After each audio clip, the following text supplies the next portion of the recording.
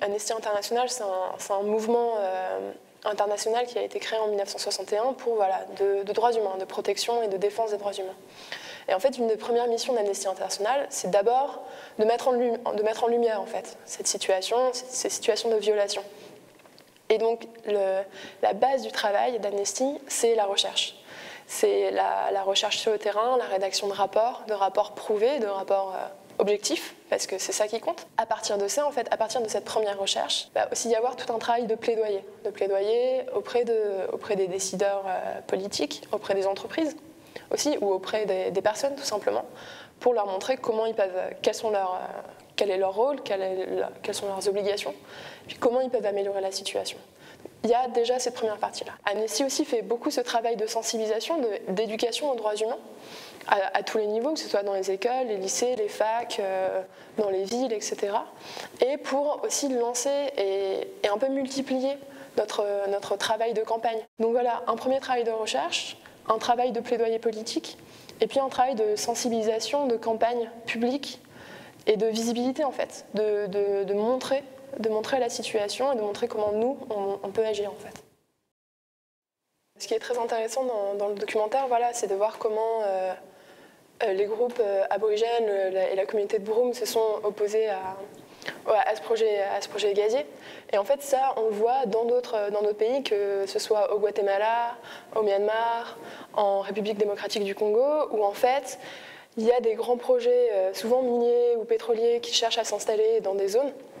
Ces zones, souvent, sont des zones qui appartiennent, qui sont occupées par des communautés souvent autochtones.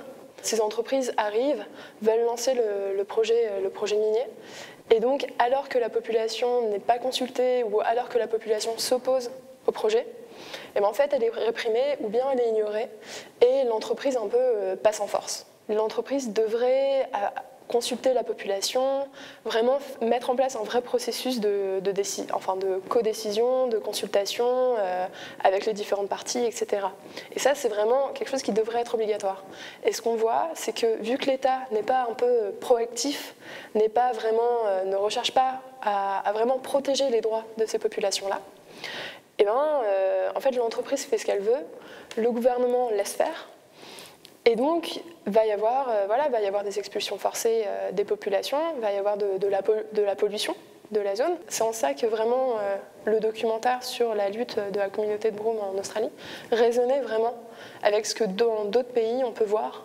Et dans d'autres pays en développement, on ne penserait pas que finalement l'Australie se retrouve dans le même contexte qu'un pays comme la Birmanie qui est en situation assez difficile. Et pourtant, sur ces questions-là d'exploitation gazière, d'exploitation minière, on voit qu'on retrouve les mêmes problèmes. Ce sur quoi Amnesty travaille beaucoup, c'est la question de l'accès à la justice par les victimes. C'est-à-dire que quelles voies de recours sont possibles à ces personnes-là. Dans le cas des questions du respect des droits humains par les entreprises, on voit qu'un des problèmes majeurs, c'est la question du vide juridique, en fait. Qu'avec la mondialisation, avec la multiplication d'entreprises multinationales, elles ont des activités dans le monde entier, mais les lois sous lesquelles elles sont assujetties, en fait, restent nationales. Et donc, elles profitent un peu de ce vide, parce que ces lois ne vont pas forcément se couvrir, pour agir en toute impunité et pour ne pas avoir à répondre de leurs violations. L'importance du vide juridique qui existe pour le moment sur ces questions-là, c'est en fait l'impossibilité assez généralisée de poursuivre en justice une société mère pour ce que sa filiale a fait ou ce que son sous-traitant a fait. Donc d'un côté, il y a cette question vraiment de statut juridique qui fait qu'il y a un peu cette séparation entre société mère, filiale et sous-traitant.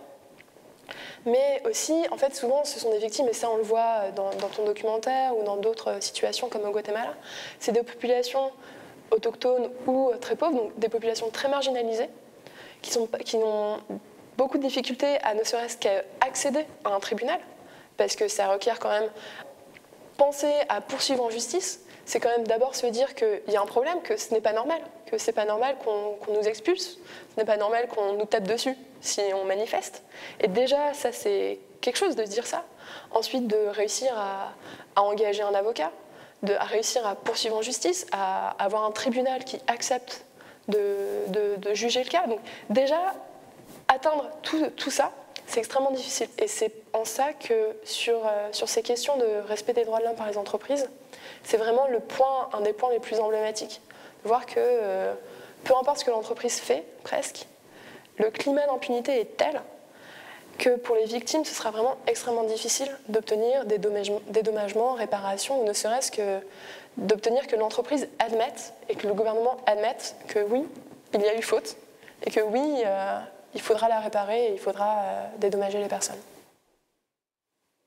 Il faut être optimiste et on voit qu'il y a des progrès. Il y a des progrès que ce soit sur la question du respect des droits humains par les entreprises ou que ce soit sur d'autres questions. Parce que voilà, on voit des organisations qui s'engagent, des gens qui s'engagent et c'est ça qui compte.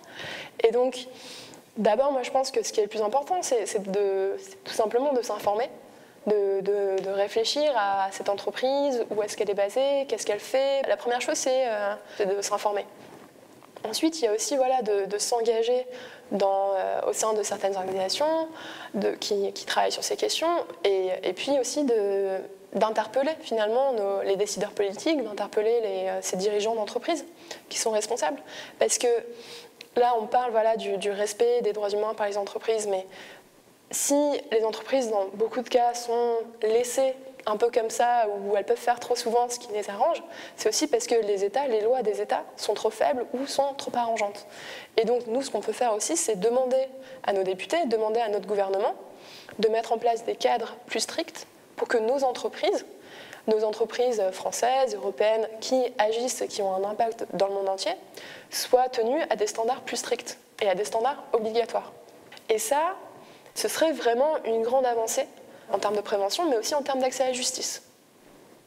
Et donc voilà, ça c'est ce que des députés en France peuvent faire, c'est ce que le gouvernement peut faire, ce que nos décideurs politiques en France et en Europe ont le pouvoir et la capacité de faire. Et donc voilà, je pense que ce que nous on peut faire tous les jours, c'est s'informer, c'est s'engager au sein d'organisations, et puis voilà, demander des comptes en fait. Demander des comptes à nos gouvernants, et puis à nos dirigeants, et leur demander, vous dites que vous respectez les droits humains, vous vous engagez à être éthique, à être plus écolo, c'est très bien, mais quelles sont les preuves ? On veut voir quel est le résultat de tout ça, et puis on veut que ce soit obligatoire et pas uniquement un moyen de se faire bien voir en fait.